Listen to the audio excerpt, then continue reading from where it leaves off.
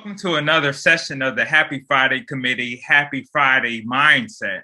Today we have a special guest, Nakisia Sims, who is a special education teacher. She does a lot of work in the city of Hinesville, Georgia, where she teaches at Liberty County High School. Welcome, Nakisia. How are you doing today? I'm good. How are you today? Excellent, excellent, excellent.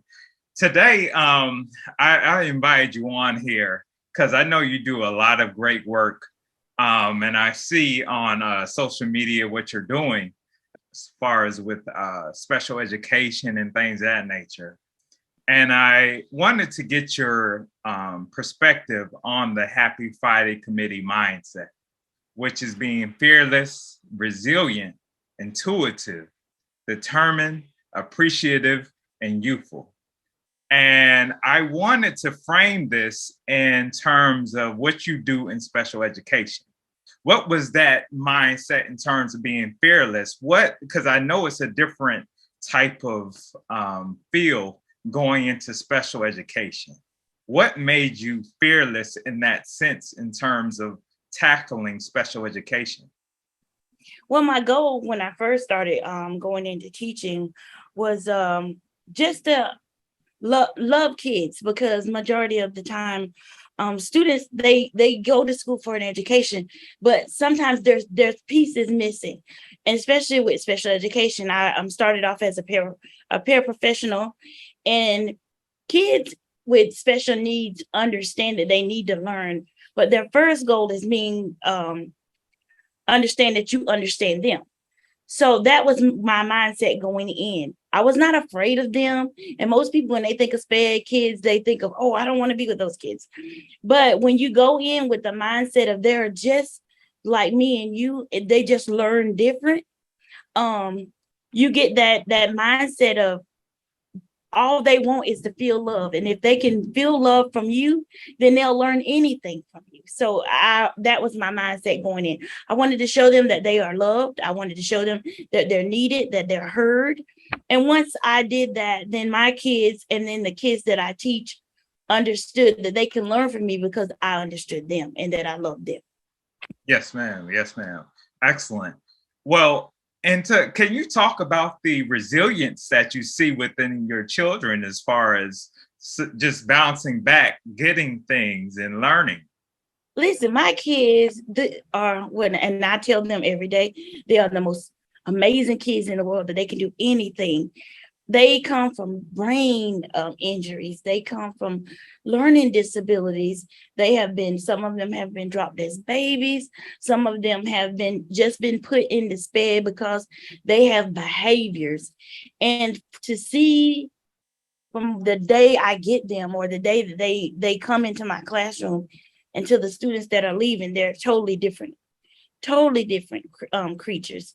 I love to see them when the light bulb goes off. You know how when we get that feeling, Yes, ma'am. it's amazing to see them get that feeling. Yes, ma'am. I have one student, and I'm not going to mention him by name. He came in, and the only thing he wanted to do is to be a police officer. Well, Wow. that's out of his scope of learning. He will not ever be a police officer. He has a disability. But to see him, I put him in ROTC. I went down and talked to the ROTC captain. I said, listen, these are the things that he wants to do in life. These are things that I think he can do. If you just work with me and we work with him. He graduated from ROTC as a platoon captain. He had bars. He graduated. He had on the ROTC banner like all the other ROTC kids. When he ran the, you know how when the kids have to do PT, Yes, he did ma'am. PT, he did everything, all the other kids. He was the last one to finish, but he finished. Yes, ma'am. Yes, ma'am. He had to do 50 push-ups. It took him the whole period, but he did them because Wow. that's what he wanted to do. So I told him, if he put in 100, I will put in 100, and he will get something out of it. He graduated with honors, just like all of his other classmates. So it's just to see that light bulb goes off. I can do anything I put my mind to. That Wow. resilience in them makes me feel like I can do anything that I put my mind to. Yes, So that's ma'am. why I always let them see the world. If we could show them the world, then they can be the world. Yes, ma'am. So that's Wow, how I feel excellent about quote. it. Excellent quote. Excellent quote. That's how I feel about my students. If I show them the world, then they can do anything in the world they want to do. Excellent, excellent. Well, can you give an example of like their intuition in terms of just knowing themselves and who they are? They come in and they basically, because I teach high school, 9th through 12th grade, they come in as scared little children. They don't know the landscape. But if you sit and you develop a relationship with them, then you see what they're into, what they like, what they dislike. I have this one student, she is very good at dancing.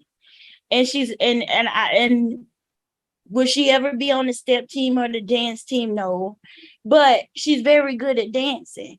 So for me, if you get to know them, if you take that time to have that relationship, then you can get to understand those things. She can't move like the other kids. She can't step like the other kids, but I made an opportunity for her. I asked the step, hey, she can step. She might not can't do the whole routine, but if you just give her just a little bit, just one little freelance dance and let her dance, she'll make your team awesome.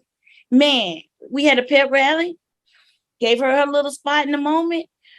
The whole gym went up. They was, oh, Wow, wow, wow. it's about finding those little small things and then giving them just a minute. Yes, ma'am. And that's how I look at it. If we could just give them a minute to be themselves, to be their authentic selves, then that's what makes them happy every day. So it's developing that relationship with each one of them, not as a group, but finding all the little small things to make them who they are. Yes, ma'am. Yes, And that's what I love about my job, and I love about the students that I work with, because I can have that one-on-one relationship and find out how great they are. yes, ma'am. Yes, And ma'am. let the world see it. Excellent, excellent. So that sense of being intuitive and their intuition and finding their purpose. The next principle is determination. Can you give some examples of that and what you see every day? These kids walk in the door, like I said before, as scared little babies, but they are so determined to be so great all the time. I mean, even in the small things. I have this one kid. He he walks in and he go, I'm the principal of the school. Yes, ma'am. No, Yes, sir. ma'am. He walked in day one, I'm the principal of the school. You think you know, but he walks with that mentality, Yes, ma'am. that mindset that I run this school. Wow. And so when he say, I need y'all to clear the hallways, he don't say it as if, clear the hallways. He said as if he's the principal. He has that mindset. So Wow. if we start creating that type of mindset in our kids, then our kids can think, even general ed kids can think that they can do all things. I mean, he came in first day of school, 9th grade, on the principal of this school. I mean, as much as I say, you're not the principal of school. Yes, ma'am, I am. I'm the Yes, principal of ma'am. Yes, ma'am. Yes, So ma'am. I made him the principal of the classroom, but he, in his mind, he's the principal of the school. Wow. So it's about not us training that mindset. It's about they already have that in their head. Most of them do. Yes, ma'am. It's just feeding into it and say, okay, son, what else you want to do? Yes, What ma'am. else you think you can be? And graduated this year, and now he has an internship at the Nissan dealership. Wow. Hey, and I'm thinking, okay, but everybody think he's special ed and da. But listen, he thought he was the principal of the school. He knew that he was more than what people said he was. Wow. So it's about growing that mindset when they come in thinking, sometimes we always crush their dreams. You're not gonna be the baseball player, you're not gonna be the next Michael Jordan. Hey, you might be the next something. Yes, So ma'am. let's feed into that and see what you the next something of. Yes, ma'am. What do you want to be? So I mean, they're resilient. They are determined. And they make me that way. Yes, so ma'am. when I give up, I look at them and it's like, how can I give up on them? Because they're not giving up on me. Wow, wow. Seems like you had the best job. Yes, I love it every day. I mean, I would switch it for the world. I mean, and then I say this all the time. Um, I don't get to go to work. I mean, I don't have to go to work. I get to go to work. Yes, ma'am. And most people think I got to go to work. No, I get to go to work. Yes, And ma'am. that's how much I love my job and I love my kids. Excellent, excellent. The going to into the next principle, which is appreciation. How do you get appreciation, and how do they show appreciation towards the whole everything that's transpiring within the classroom? My kids get to see the world. I get to see the world through their eyes and they get to see it through mine. Um, I am just not a paper and pencil teacher. I'm a hands-on. And so I like to take my kids on adventures. So this year we're my theme is the places we can go or the adventures we could take. I haven't narrowed it down yet, but it's allowing them to see the world in new perspectives. I know kids get to go on vacation and things like that, but how many times do our kids, especially special needs kids, get to go to Canada or Mexico or Australia? So for me, it's turning the world upside down and letting them go to all these different places. So we might not can't physically touch them, but we can experience them. For instance, 2 years ago, I think it was, I did destination education, Yes, and it was ma'am. my social studies class. And we traveled to all these different places in our minds, in our classroom. Yes, We ma'am. wrote out the trips. So we're going to go to um, England this week. Yes, How ma'am. much is it going to take for us to take a flight? So if we take a flight to England, it's going to cost us this amount of money. So I gave them a budget in the beginning. Yes, So ma'am. if this is going to cost us a flight, we need to find a hotel. So then we Google hotels. We're going to stay for 5 days. So we're going Paris on Fashion Week. So what will we see on passion on that week? So we would see shows and we would see this. So at the end of the lesson, we had a high tea. So they thought they were in England. So I transformed the classroom. We had all the tiers of cakes and teas and all of that stuff. Then at the end of the week, we did a fashion show. Yes, So the ma'am. kids were in the fashion show. So they brought clothes from home. We brought clothes in from like we thought were like minor designers. We dressed them up and the kids walked the fashion show. We took pictures. We dressed the hallway up as Fashion Week. Parents came dressed in the nines. Parents came dressed up. We had a little spread at the end of the runway for them to eat, and we took them out of the classroom and took them into Paris. So they Wow. got to feel and see and touch all those things that we just only read about, but they were able to have a hands-on experience. We had camera crews on the photographers there. Some of the other classrooms stopped class and came and sat in the hallways because we did it in the commons area of the high school. And so they had an audience. So they got that feel of how it would feel to be at in Paris on Fashion Week. So Wow. it's about opening up their minds to let them see the world that sometimes we won't be able to see with our physical eyes, but we can imagine how it would feel to be there. Yes, So ma'am. to me, it's about always giving them a bigger picture of what this world is about. We might can't touch it physically, but they can take a little glimpse or a little touch of it. Yes, ma'am. I think that's a lesson for us as well. Yeah. I mean, we always think about all these things. I want to go here. I want to go there. Or I'll look at those things and say, well, only Kim and Kanye can do that. But no, you can do it too. And so that's what I want them to see, that we need to stop being watching other people experience life and get off the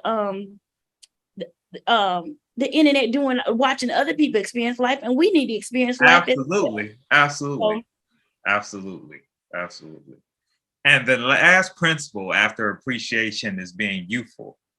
And you just explained a whole lot of things in terms of being youthful, but just what in the I see in the classroom, what keeps you youthful? they keep me youthful. Just trying to learn how to teach in all these different aspects of life. trying to teach them virtually, making sure that they understand. These kids know more about iPads and tablets and Yes, ma'am. stuff than I do. So Yes, I'll have ma'am. sometimes especially when we had to go virtual, I was like, okay, somebody share my screen for me, and they know. Yes, So ma'am. and then they're teaching me, Miss Sims, this is what you do. You go down here where you see the three little dots and you click, and they're keeping me youthful. They're keeping me up to date on the newest dances, all this stuff. So when I teach, I'm able to bring all of that in, stuff that they can relate to. I mean, I can be teaching, I'm like, no cap. Listen,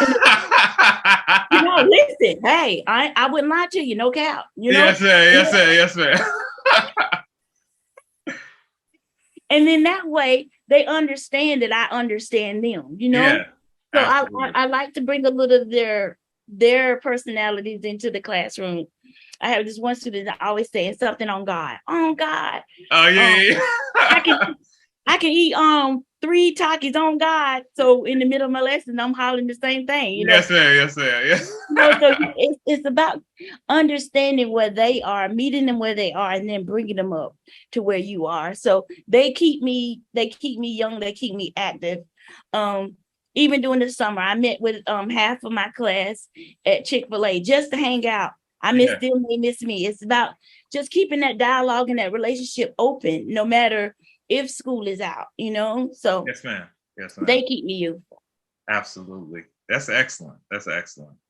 Well, out of these principles being fearless, resilient, intuitive, determined, appreciative, and youthful, which one sticks out to you the most, and which one means the most to you, and why?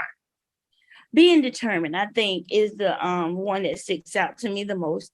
I started my career in education late. I was in my 30s when I decided to go back to school to be a teacher. And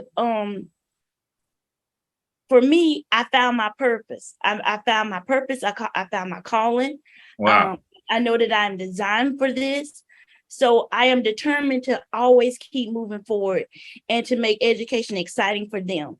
I mean, it's exciting for me to learn new things, but I get more excited when I sit down and do lesson plans. Like right now, I'm sitting at my desk. Yes, and sir. I'm creating stuff for them. Now, like this is what keeps me motivated, learning and pulling things, even during the summertime, to make sure that I'm ready for them when I come in. Yes, ma'am. Here, most teachers be like, I'm not doing lesson plans, and I got week 1 and week 2 ready because I'm excited about going back and I'm excited about being with them, and I'm determined to be the best teacher for them as I can be every single day. Wow. Wow. Wow. Wow.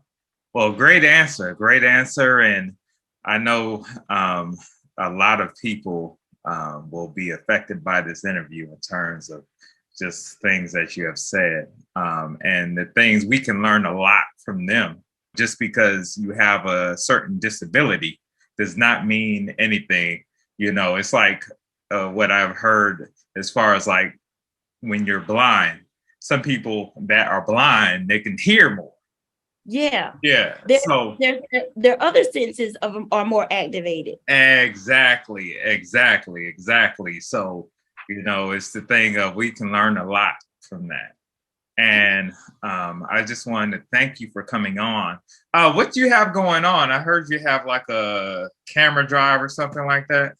So this year we're going to I'm allowing the students, or I'm trying to get the students to journal digitally their our activities as we go. So I'm starting this year off again as a destination education, all the places we can go. And so as we travel, because the COVID is lifted, I want to do more field trips with them. So I want them to take pictures of all the different places that we're going, Yes, so ma'am. that they can see all of the things, and then do a digital portfolio of our social studies class. So we are traveling to different countries again as part of our social studies lesson. So they'll learn longitude and latitude, and they'll learn about the flags, and they'll learn about the different culture. And then I want to take them on a train ride to Jacksonville and take them to the zoo. So then they'll learn about different animals that live in all these different cultures in these different latitudes and longitudes and these different areas. So I am asking people that have old digital cameras if they want to donate them to my classroom, if they will send me an email at nsims@liberty.k12.ga.us or mail their camera to 3216 East Overthorpe Highway, Hinesville, Georgia 31313. So Excellent. I am asking for old digital cameras and CD and SD cards to go in them so that they can journal via pictures, because most of them can take pictures and stuff like that as we take this new journey in social studies. Excellent. Excellent. Well, I'll post that at the end of the interview so Okay. people can send what they have and things of that nature. So, but thank you again for doing this interview, and you have an excellent day. Okay. Okay, you too. Thank you. Thank you.